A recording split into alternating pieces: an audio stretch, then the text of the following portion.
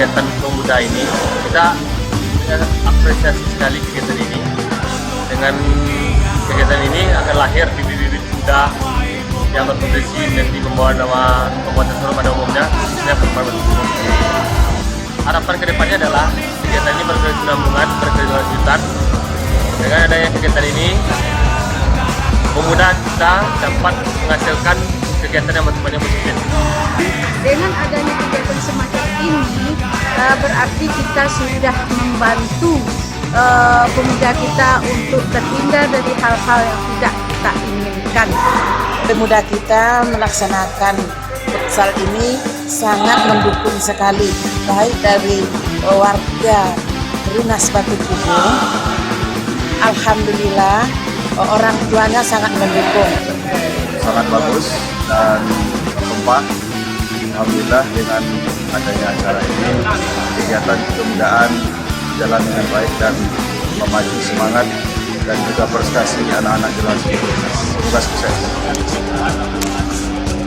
Saya untuk turnamen ini ya cukup bagus ya, suasananya, tempatnya, suasananya ya bagus, dan pesertanya pun juga adalah tim kuat Sumatera Barat semua ya.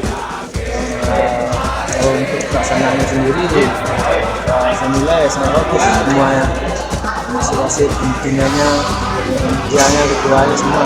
Saya salut untuk turnamen pada Batu ini.